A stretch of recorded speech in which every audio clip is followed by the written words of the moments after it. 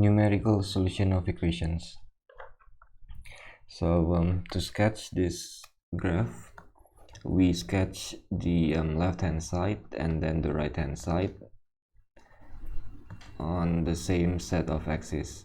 So for the cosecant x, if you don't remember the graph, we can start by the simple graph of sine x. This is a sine x graph, and cosecant is actually 1 over sine. We have a non-MF19 formula here. So 1 over sine means the reciprocal. So for each point on the graph, for each x value, for the same x value, we do the reciprocal of the y value. So in this case here, when the x is 0, the y is 0.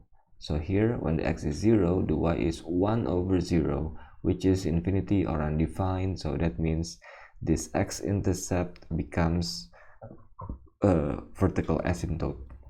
And we do the same for all the points. We're gonna get this kind of graph. So this is the graph of cosecant x. And for the graph of 1 plus e to the minus 1 half x, we can start with the basic e to the x, and then the transformation is, this is a sideway reflection, left right horizontal reflection, and then this is a stretch. This is a horizontal stretch, the factor is 2, and then this is a translation, so we slide the graph 1 unit upwards. So we have this y-intercept. So this when the x equals 0, we can just plug in when the x equals 0, you're gonna get e to the power of 0, which is 1, 1 plus 1 is 2. And the horizontal asymptote, previously it was the x-axis, now we move it 1 unit upwards, y equals 1, that's the horizontal asymptote. So we have to draw the blue and the green here. So from 0 to pi, we need only this part for the blue. So we have to label the asymptote x equals pi, and we label this 1 here because that's the minimum point. And for the green exponential graph, we need to label the y-intercept, which is 2, and we need to label the horizontal asymptote x equals 1.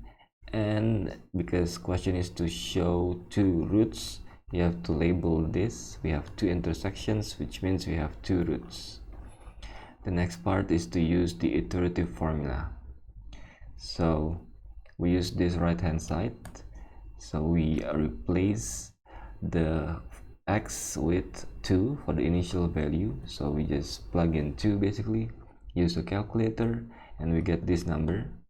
And don't clear everything, just go back, replace the 2 with the answer button, press the equal sign again, we get this value. So we write everything in 4 decimal places, and after that we can just press the equal sign again and again and again, and you will get the other values. Write down everything, and we need the same rounded off value to 2 decimal places. So from here, actually, if we round off, we get 2.28, so that's the answer. But just keep pressing the equal button many times until the displayed number doesn't change anymore, to make sure we are doing it right. So if we're doing it right, at some point the displayed number doesn't change anymore. Okay, so that's it. I'll see you again next time.